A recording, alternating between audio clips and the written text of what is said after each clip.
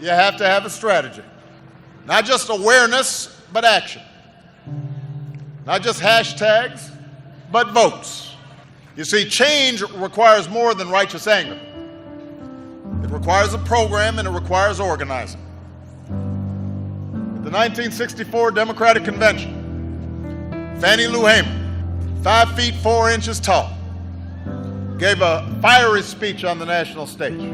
But then she went back home to Mississippi and organized cotton pickers. And she didn't have the tools and technology where you can whip up a movement in minutes. She had to go door to door. But to bring about structural change, lasting change, awareness is not enough. It requires changes in law, changes in custom. If you care about mass incarceration, let me ask you, how are you pressuring members of Congress to pass the criminal justice reform bill now pending before them? If you care about better policing, do you know who your district attorney is? Do you know who your state's attorney general is? Do you know the difference? Do you know who appoints the police chief? And who writes the police training manual? Find out who they are, what their responsibilities are. Mobilize the community, present them with a plan, work with them to bring about change, hold them accountable if they do not deliver. Passion is vital, but you gotta have a strategy.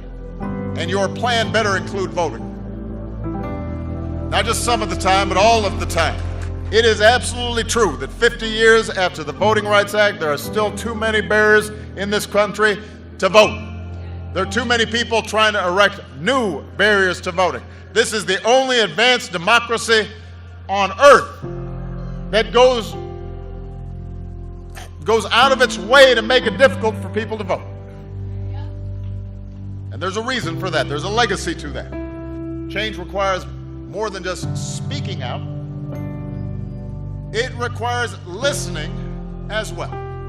In particular, it requires listening to those with whom you disagree and being prepared to compromise. You know, when I was a state senator, I helped pass Illinois' first racial profiling law and one of the first laws in the nation requiring the videotaping of confessions in capital cases.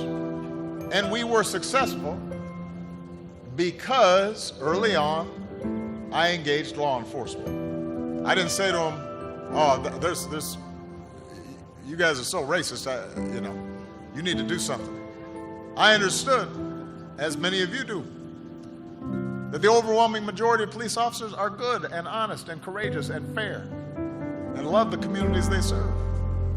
And we knew there were some bad apples and that even good cops with the best of intentions, including, by the way, African-American police officers might have unconscious biases, as we all do. So we engaged and we listened and we kept working until we built consensus.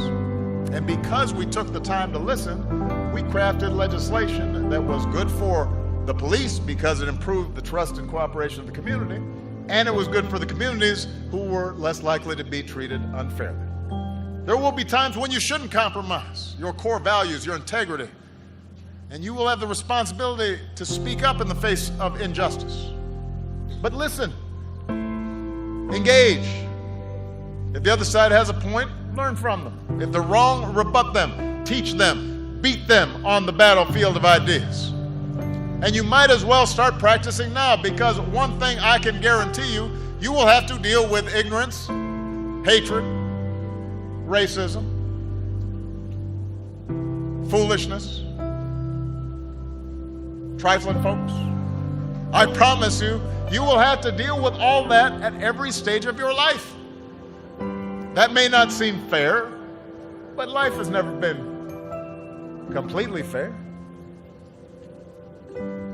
Nobody promised you a crystal stair. And if you want to make life fair, then you've got to start with the world as it is. So, that's my advice. That's how you change things.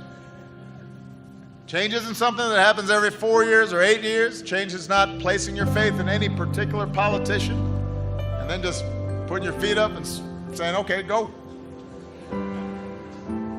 Change is the effort of committed citizens who hitch their wagons to something bigger than themselves and fight for it every single day. Now it's your turn. And the good news is you're ready. And when your journey seems too hard,